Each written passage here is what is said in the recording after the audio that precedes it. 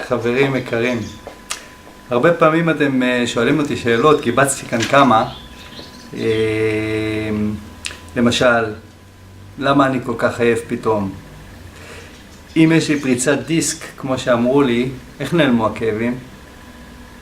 למה אני מרגישה פתאום רגשות ששכחתי מהן כבר לפני 15 שנה?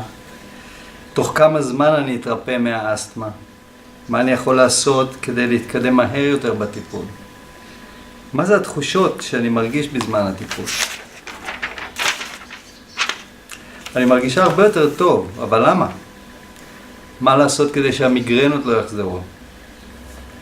איך מקדמים את התקיעויות? איך מתמודדים עם הפחד שעולה? איך משמרים קשר עם היצירה והמהות בתוך החיים?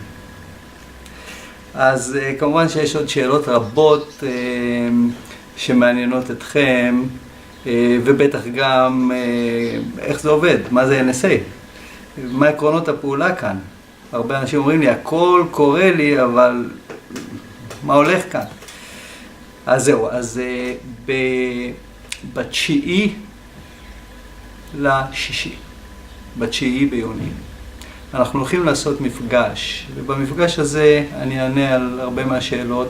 אנחנו אולי נשמע אנשים שמשתפים את הסיפור שלהם, מה עובר עליהם בטיפול, וננסה ללמוד מזה ולקבל השראה מזה.